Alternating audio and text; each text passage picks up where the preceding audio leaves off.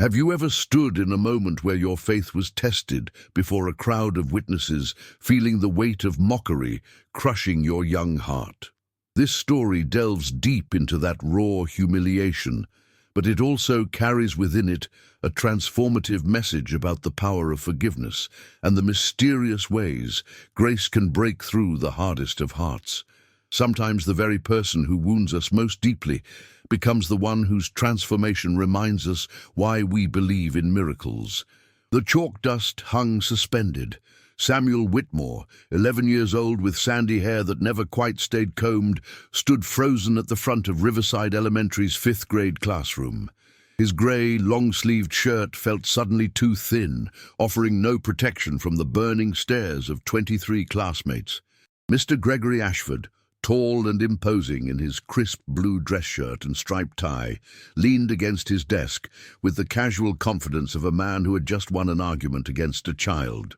"So tell us again, Samuel," Mr. Ashford said, his voice carrying that particular tone teachers use when they already know the answer will amuse them. "You really believe that an invisible being in the sky cares about whether you pass your math test?" The laughter started, as nervous giggles from the back row spreading forward like wildfire through dry grass. Samuel's hands trembled as he clutched the edges of his worn jeans. Behind him, the whiteboard still displayed the quadratic equations they had been studying, but now they seemed like hieroglyphics from a foreign world where logic and faith could never meet. The morning had started differently. Samuel had arrived early, as he always did on Wednesdays, to place a small card on Mr. Ashford's desk. Inside, written in his careful cursive, were the words, "Praying for you, Mr. Ashford," from Samuel. It was something his grandmother had taught him to do, pray for those who seemed furthest from grace, especially those who carried invisible wounds. She had noticed, as Samuel had, the photograph on Mr. Ashford's desk, that the teacher always turned face down when students approached, the one showing a small girl with bright eyes, who never appeared in any current family stories. But Mr. Ashford had found the card before class began, and something in those simple words had triggered a rage that surprised even him. "Class," he had announced, holding the card between two fingers, as if it were contaminated. "It seems young Samuel here thinks I need his prayers. Perhaps we should discuss why some people need to believe in fairy tales to get through their day." The humiliation had been methodical, almost surgical. Mr. Ashford had made Samuel stand at the front while he dissected faith like a laboratory specimen, questioning every aspect of belief with the precision of someone who had once believed deeply himself. "If your God is so powerful, Samuel, why do innocent children suffer? Why do good people lose everything while evil prospers?" The questions weren't really questions. They were wounds dressed as words, and each one found its mark. Maria Castellanos, sitting in the 3rd row, had tried to speak up. "Mr. Ashford, that's not fair." But the teacher's sharp glance had silenced her immediately. The power dynamic in the room was clear. This was not a discussion. It was a demolition, and Samuel was the building being torn down brick by brick. You feel it, don't you? That sensation of being utterly alone in a crowded room, when even those who might support you are too afraid to stand with you. You understand the weight of those moments when your deepest convictions become ammunition for someone else's war against their own pain. Samuel felt all of this as tears began to blur his vision, but he refused to let them fall. "Not here. Not in front of everyone. I just wanted to be kind," Samuel finally whispered, his voice barely audible above the fluorescent light's hum. "My grandma says that sometimes people who seem the angriest are the ones who hurt the most inside." The classroom fell silent. Mr. Ashford's face flushed red, then pale, then red again.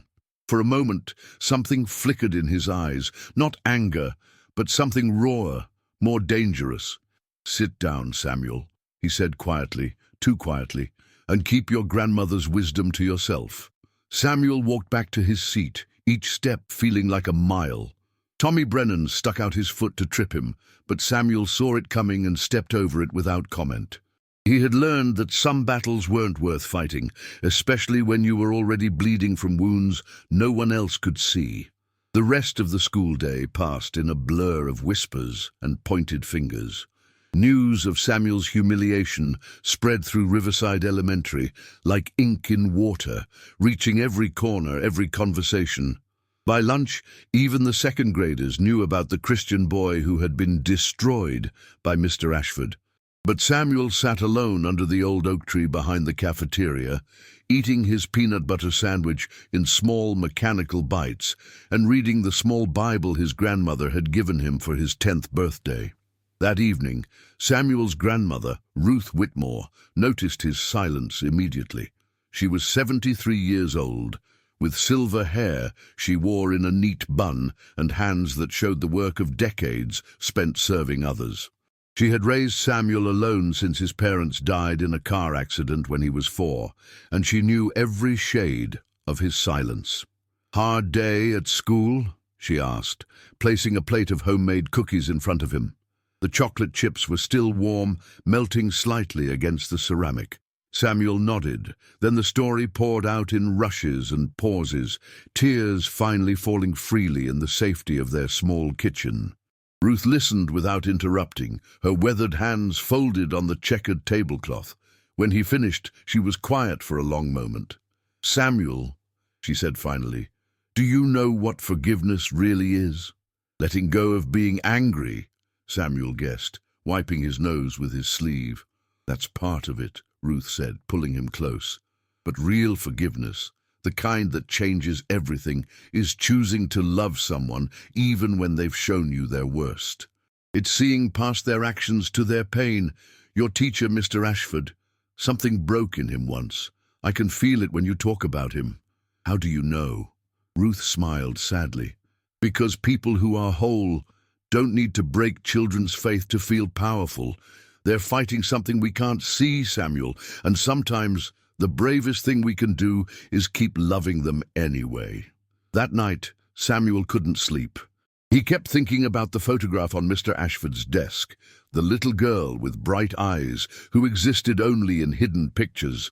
Around midnight, he slipped out of bed and knelt on the cold wooden floor. His prayer was simple but earnest. "God, whatever hurt Mr. Ashford so badly, please heal it, and help me be brave enough to go back tomorrow." Meanwhile, across town in a sparse apartment that smelled of instant coffee and regret, Gregory Ashford sat at his kitchen table, staring at the same photograph. Emily would have been 14 this year.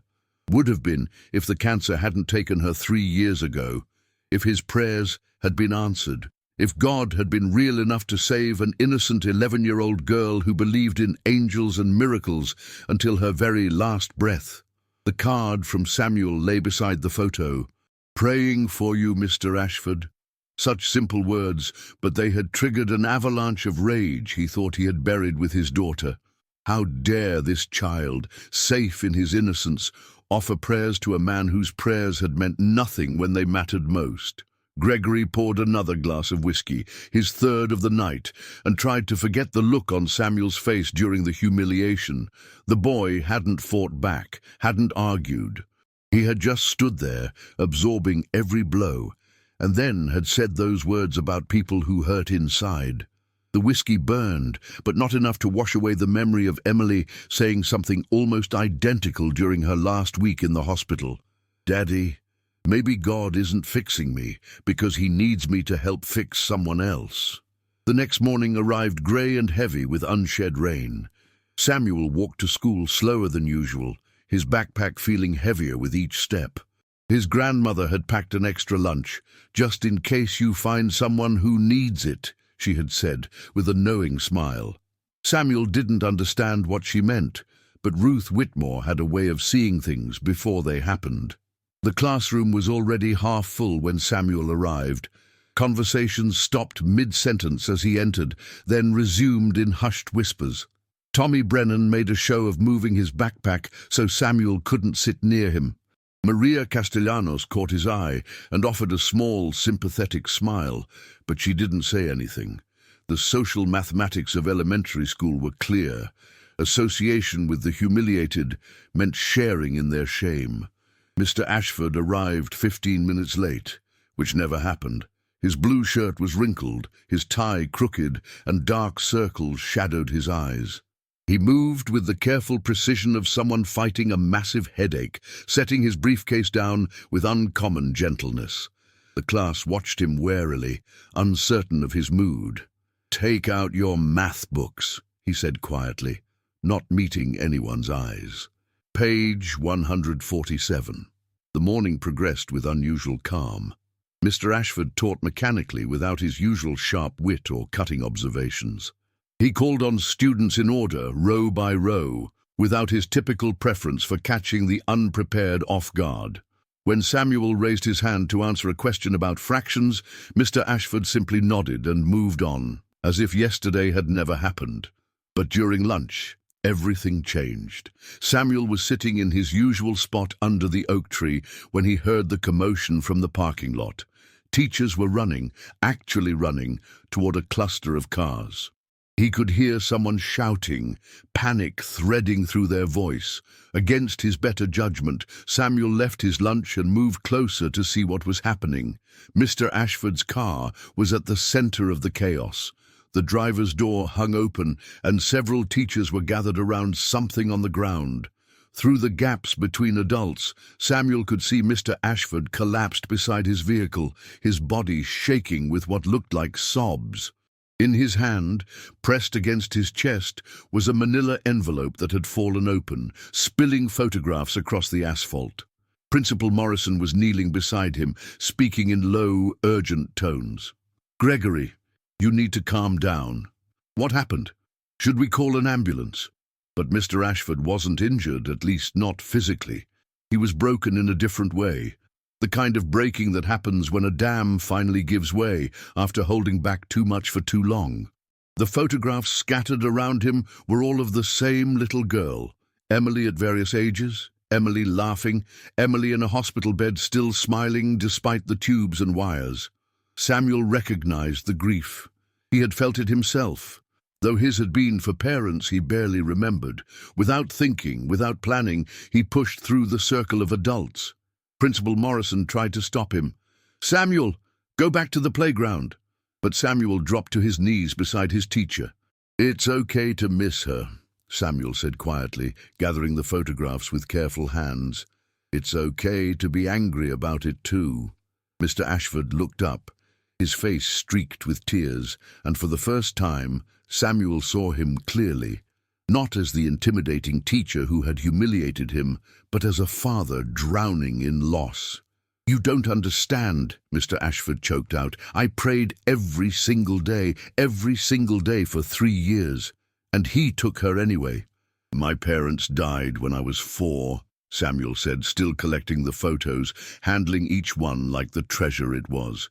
"I used to be so mad at God. Why did he take them? Why did he leave me alone? But my grandma told me something I didn't understand until later." "What?" The word was barely a whisper. "She said that sometimes God doesn't take people from us. Sometimes he receives them when they're ready to come home. And the ones left behind, we're not abandoned. We're trusted with their memory. We're trusted to keep loving even when it hurts." The parking lot had gone silent. Even the wind seemed to pause, holding its breath. Mr. Ashford looked at this 11-year-old boy who was carefully organizing photos of a daughter he had never met, treating them with the same reverence one might show for holy relics. "Her name was Emily," Mr. Ashford said finally. "She's beautiful," Samuel replied, holding up a photo of Emily on a swing, her hair flying behind her like wings. "She has your eyes." "She had my faith too," Mr. Ashford whispered.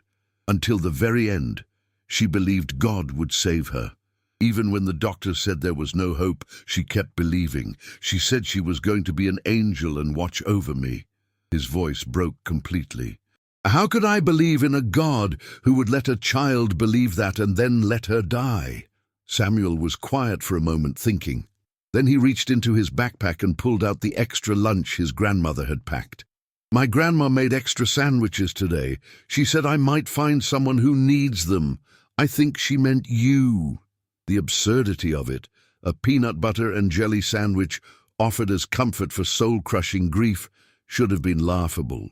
But Mr. Ashford took the sandwich with shaking hands, and something in that simple gesture, that basic human kindness from a child he had wounded, shattered the last of his defenses. "I'm sorry," he said, the words rushing out like water through a broken levee. "Samuel, I'm so sorry for yesterday. I was cruel and wrong, and—" "I forgive you," Samuel interrupted, the words coming as naturally as breathing. "That's what we do. We forgive each other and try again." Principal Morrison helped Mr. Ashford to his feet, but the teacher's eyes never left Samuel's face. There was something different in his expression now, a crack in the armor where light might enter. The other teachers began dispersing the crowd of students that had gathered, but the moment between the boy and his teacher remained, suspended like a held note in a song. The afternoon classes were cancelled. Mr. Ashford was sent home to recover, and a substitute took over for the remainder of the day.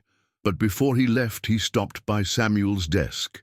"Your grandmother," he said quietly, "is she the one who goes to the Methodist church on Maple Street? The one who runs the food pantry?" Samuel nodded. "I think—" Mr. Ashford paused, choosing his words carefully. "I think I'd like to meet her, if that's okay." That evening, when Samuel told his grandmother about the day's events, she simply nodded as if she had expected it all along. "God works in mysterious ways, Samuel. Sometimes he uses the smallest among us to reach the most lost. Do you think Mr. Ashford will be okay?" Ruth pulled her grandson close, smelling the sunshine and playground dust in his hair. "Healing isn't a straight line, sweetheart. It's a winding path with lots of backward steps. But something tells me your teacher took his first real step forward today." 3 days later, on Saturday morning, there was a knock at the Whitmore's door.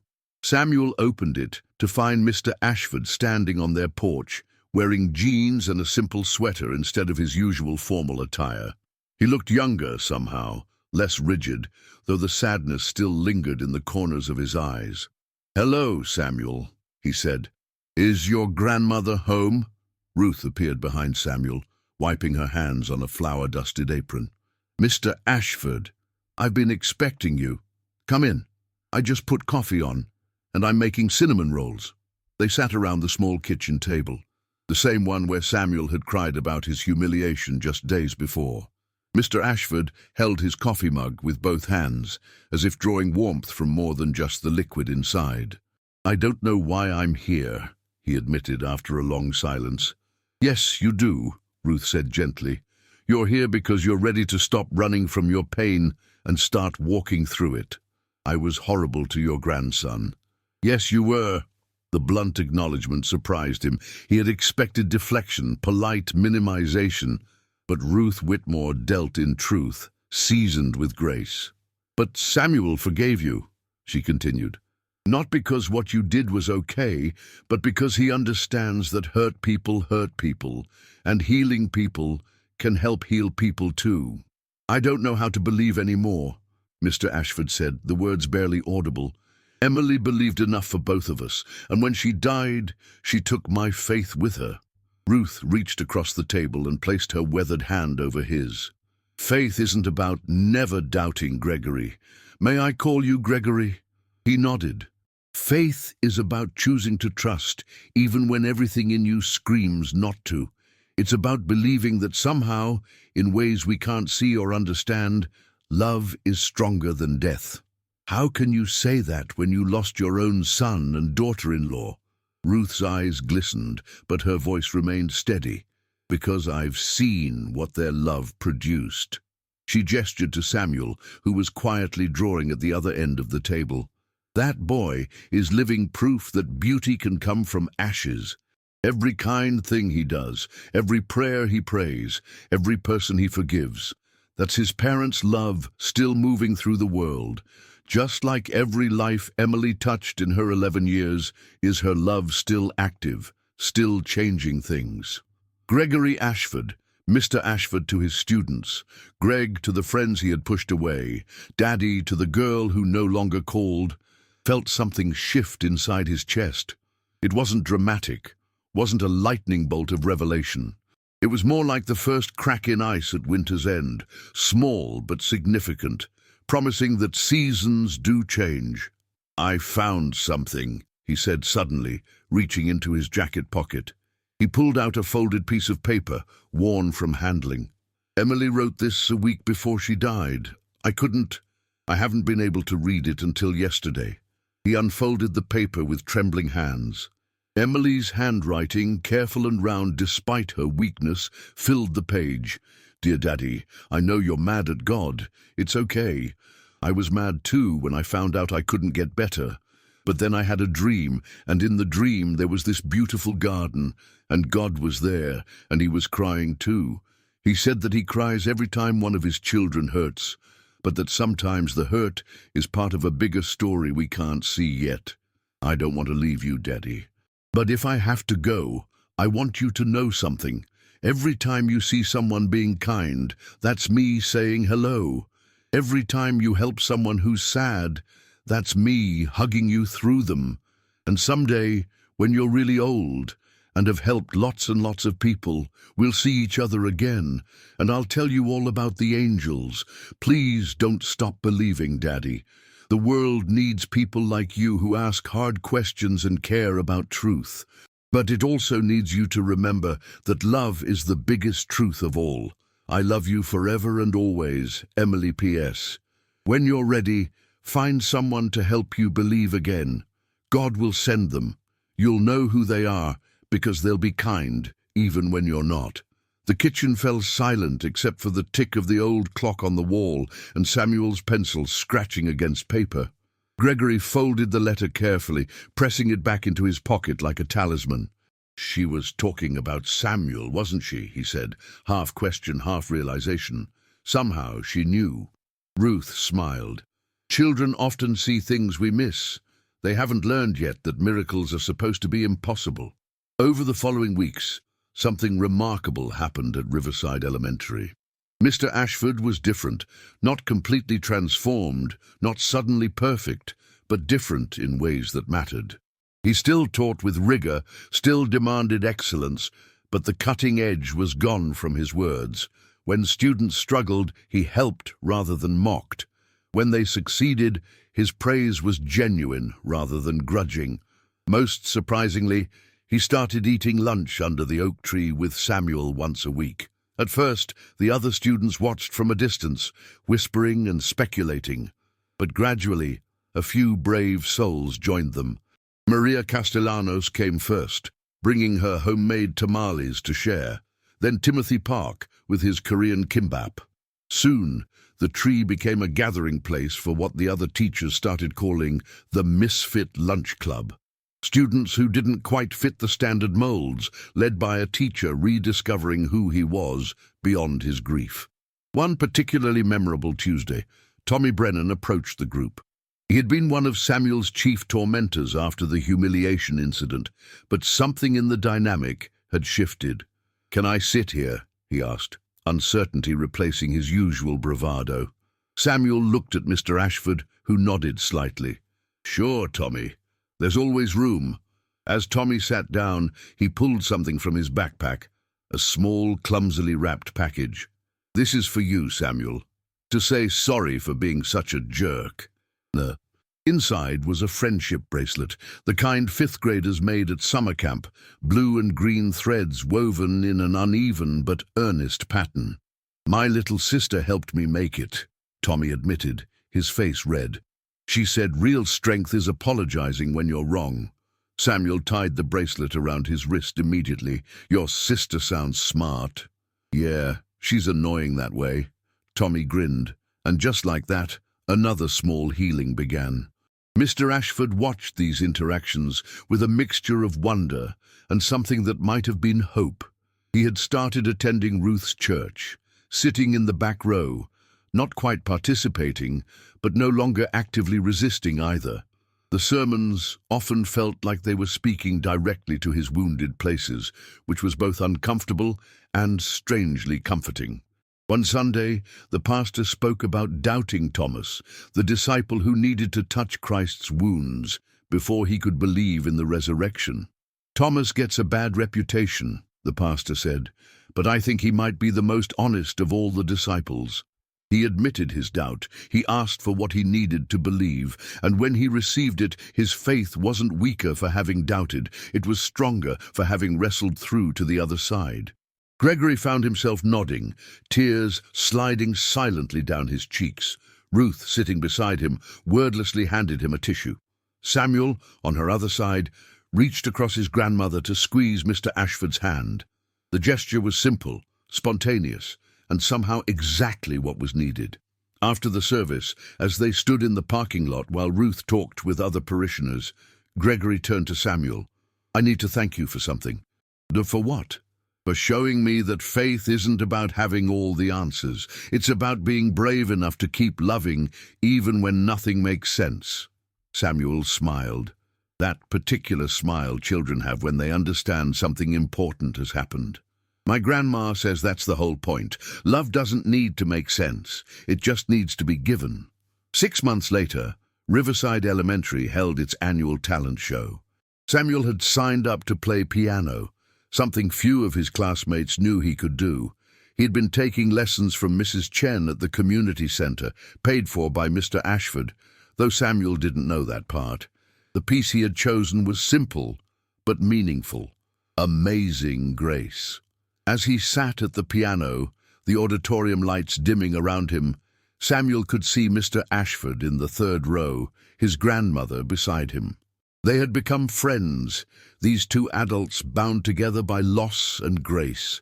Ruth had helped Gregory sort through Emily's things, keeping what needed keeping and donating what could bless others. Gregory had helped Ruth with repairs around the house, fixing things that had been broken since her son died. Samuel's fingers found the keys, and the familiar melody filled the space. But halfway through, something unexpected happened. Mr. Ashford stood up.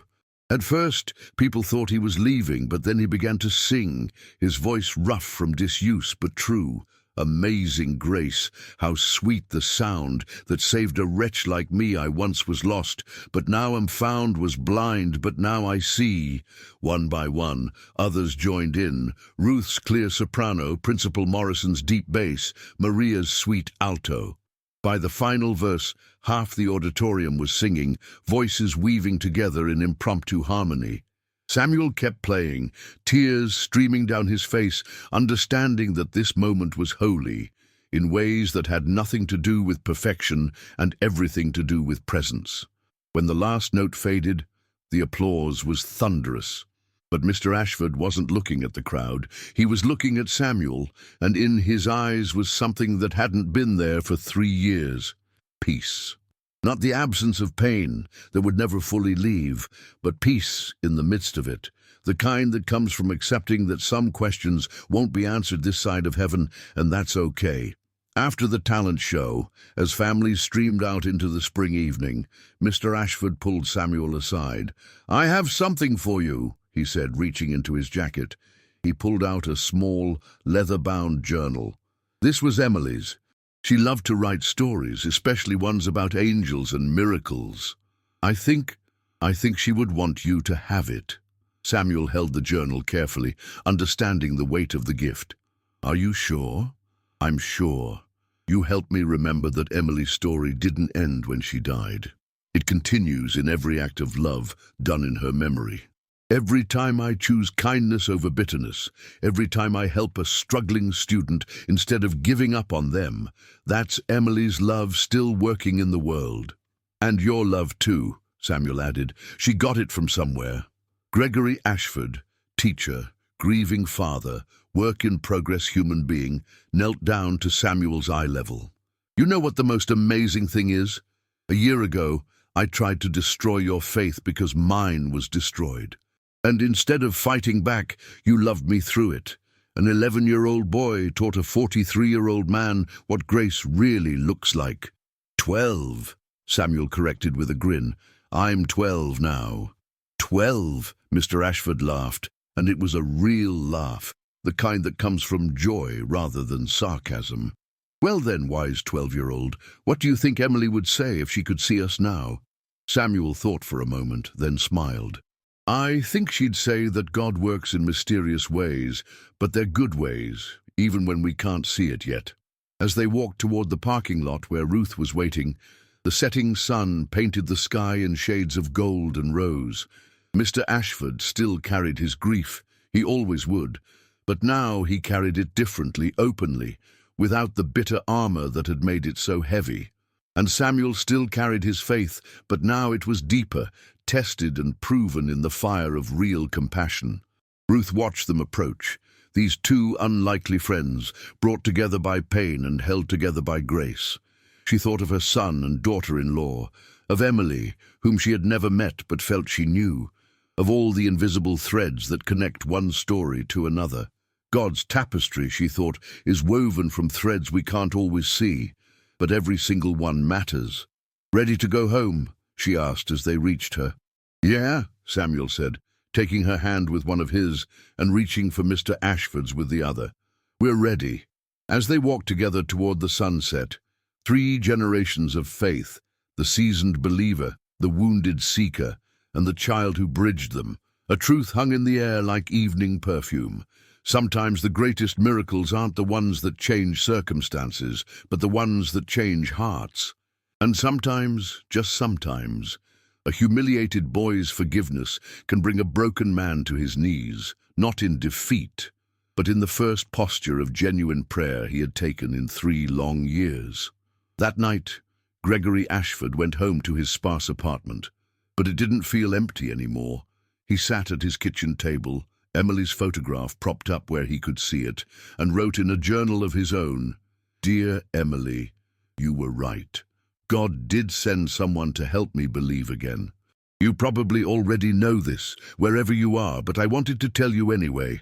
His name is Samuel, and he's 12 years old, and he has your gift for seeing past people's walls to their wounds. I'm learning to live with missing you instead of drowning in it. I'm learning that love doesn't end with death, it just changes form. I'm even learning to pray again, though my prayers are different now, less demanding, more grateful. Thank you for believing for both of us when I couldn't. I'll keep going, baby girl. I'll keep loving. I'll keep teaching. And maybe, just maybe, I'll help some other kid the way Samuel helped me. That would make you happy, wouldn't it? All my love, Daddy." He closed the journal and placed it next to Emily's. Tomorrow was Thursday. He would go to school and teach math and science and maybe a little bit about resilience. He would have lunch under the oak tree with Samuel and the other misfits. He would live, not just survive. And in living, in choosing hope over bitterness, in accepting grace over grudges, he would honor not just Emily's memory, but the profound gift of a 12-year-old boy who had seen past a teacher's cruelty to the broken father beneath. The next day arrived, bright and clear. As Mr. Ashford walked into his classroom, he found another card on his desk. This one wasn't from Samuel. The handwriting was different, shakier. He opened it to find a message from Tommy Brennan. "Mr. Ashford, thank you for showing us that it's okay to change. My dad left last year, and I've been really angry. But watching you and Samuel makes me think maybe I can forgive him. And maybe myself too." Gregory sat down heavily in his chair, overwhelmed by the ripple effects of grace. One boy's forgiveness had started an avalanche of healing he never could have predicted. He looked at the class photo on his wall, all those young faces with their hidden struggles and secret pains, and made a decision. Today's lesson would be different. When the students arrived, they found an unusual assignment on the board. Write a letter to someone you need to forgive or someone you need to ask forgiveness from. You don't have to send it, but you do have to write it. "Is this for English or health class?" Maria asked, confused. "It's for life class," Mr. Ashford replied. "Sometimes the most important lessons aren't in textbooks." As the students wrote, some crying, some erasing and starting over, Mr. Ashford walked among them, offering tissues and encouragement. When he reached Samuel's desk, he saw the boy writing carefully, thoughtfully. "Who are you writing to?" he asked quietly. Samuel looked up with those wise beyond years eyes. "God," he said simply. to thank him for using my worst day to start something beautiful. And in that moment, in a fifth-grade classroom in Riverside Elementary, with sunlight streaming through windows and the sound of pencils on paper filling the air, Gregory Ashford felt something he hadn't felt in 3 years, whole. Not perfect, not without scars, but whole. The broken pieces had been gathered up and reformed into something new, held together by the golden seams of grace. The story could end here, with neat resolution and lessons learned. But life, real life, continues past the convenient stopping points. There were still hard days, days when Gregory's grief ambushed him in the middle of a lesson, days when Samuel's faith felt heavy to carry. But there were also beautiful days. The day Tommy Brennan's father came to the school to thank Mr. Ashford for helping his son forgive him. The day Maria's grandmother brought tamales for the entire Misfit Lunch Club. The day Principal Morrison approved Mr. Ashford's proposal for a school-wide kindness curriculum based on what had happened under the oak tree. And through it all, the thread that held everything together was the simple, revolutionary truth that Samuel's grandmother had spoken in her kitchen. Healing people help heal people. The humiliation that had seemed like the worst moment of Samuel's young life had become the catalyst for transformation that touched dozens of lives in ways seen and unseen. Years later, when Samuel was grown and had children of his own, he would tell them this story. He would tell them about the teacher who had tried to break his faith and ended up strengthening it. He would tell them about Emily, the girl he never met whose death had created a wound that God used Samuel to help heal. But mostly, he would tell them about grace, messy, uncomfortable, transformative grace that shows up in the most unexpected places and through the most unlikely people. And Mr. Ashford? He taught for 20 more years, touching hundreds of lives with his particular combination of academic rigor and hard-won compassion. He never remarried, never had other children, but he became a father figure to more students than he could count. At his retirement party, the auditorium was packed with former students, many now adults with children of their own. Samuel was there, of course, now Dr. Samuel Whitmore, a pediatric psychologist who specialized in helping children process grief. In his retirement speech, Gregory said something that would be quoted in the local newspaper and remembered long after. Once, I thought strength meant never showing weakness. I thought intelligence meant having all the answers. But a 12-year-old boy taught me that real strength is in forgiveness, and true wisdom is in recognizing that we're all broken in some way, all in need of grace. Every student I've taught since that day has benefited from that lesson. So thank you, Samuel, for humiliating my pride so that my heart could be healed. The applause lasted for 5 full minutes. As the evening wound down and people began to leave, Samuel found his old teacher standing under a familiar oak tree behind the school. The same one where they had shared so many lunches, so many conversations, so many moments of healing. It's still here, Samuel said, running his hand along the rough bark. Some things are meant to last, Gregory replied. This tree has seen a lot of history. Our history, Samuel agreed. Then after a pause, do you ever wonder what Emily would think of all this? Gregory smiled, that peaceful smile that had replaced his bitter smirk so many years ago.